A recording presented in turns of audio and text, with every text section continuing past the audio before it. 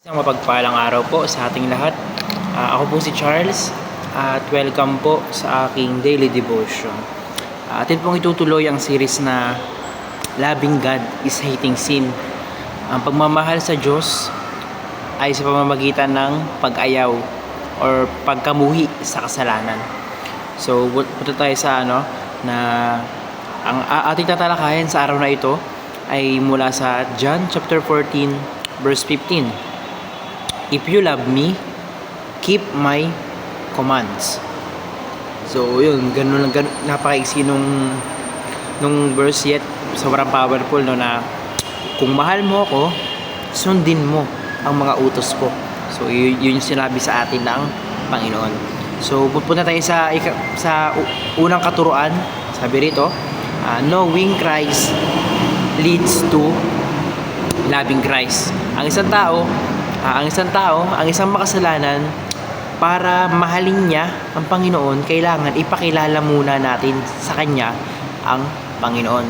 So, sabi dito, na knowing Christ leads to loving Christ. So, kapag sa isang tao, ipinakilala natin ang Panginoon, kung ano siya, kung sino siya, kung ano yung ginawa niya para sa atin, para sa mga tao, automatic na yun. Kapag lubusang nakilala ng isang tao kung sino si Kristo, automatic na yun na kusa niya ng mamahalin si Kristo. Yun, no? So, punta tayo sa ikalawang teaching. Ang sabi rito, loving Christ leads to obeying Christ. So, isang tao, kapag mahal niya na ang Panginoon, kapag totoong minamahal niya ang Panginoon, ang resulta nun, susundin niya na ang Panginoon. Hindi na siya susuway sa Panginoon. So, yung kapag natutunan natin nating lahat na mahalin ang Panginoon, automatic susundin natin siya. So, loving Christ leads to obeying Christ.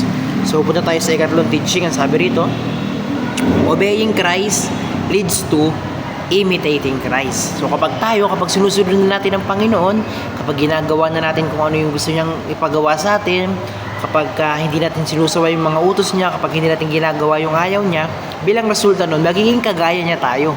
Magiging kagaya tayo ni Jesucristo. Magiging banal tayo kagaya niya. Kasi yun nga lahat naman ng inuutos niya or lahat ng pinapagawa niya sa atin or lahat ng dapat nating sundin ay nasa Kanya. So, kapag ginawa natin yun, unti-unti magiging kagaya natin si Jesucristo.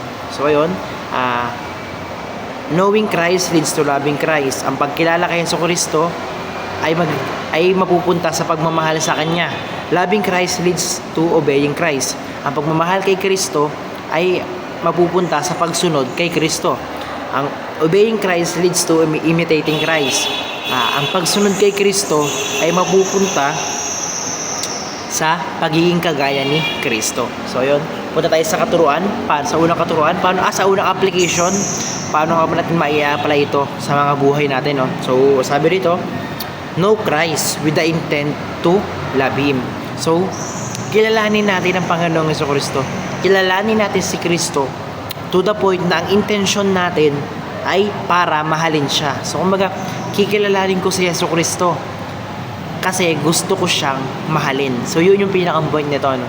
Punta tayo sa ikalawang application. Ang sabi rito, love Christ with the intent to obey Him. So, mahalin natin ang Panginoon dahil sa kagustuhan nating sundin siya. So, ganun ulit, na mahalin mo ang Panginoon dahil sa kadahilan ng gusto mo siyang sundin. So, yun, kapag minahal mo ang Panginoon, sabi nga, if you love me, obey my command. Keep my command. So, ayun, mahalin mo ang Diyos dahil sa kagustuhan mong sundin yung mga utos niya.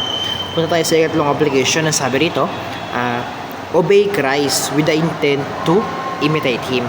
So, sundin mo ang Panginoong Jesucristo gamit na may intention na maging kagaya niya. Sundin mo ang Jesucristo dahil gusto mong maging katulad niya. Yun yung pinaka-point ito na susundin ko ang Panginoong Jesucristo kasi balang araw gusto ko maging kagaya niya, gusto ko maging kasing banal niya, gusto ko maging ka-holy niya, gusto ko maging kabait niya, something like that na. Pero hindi ko naman sinasabi na maging kapantay mo ang Panginoon. Pero yun nga, sikapin natin na sundin natin ang Panginoon nang sa ganun kahit papaano maging kagaya natin siya. Kasi yun, hindi naman talaga natin siyang magiging kagaya dahil ang Panginoon natin ay walang katulad. Pero yun, sa pamamagitan ng, dahil gusto nga natin maging kagaya niya, sundin natin siya. Sundin natin yung mga utos niya.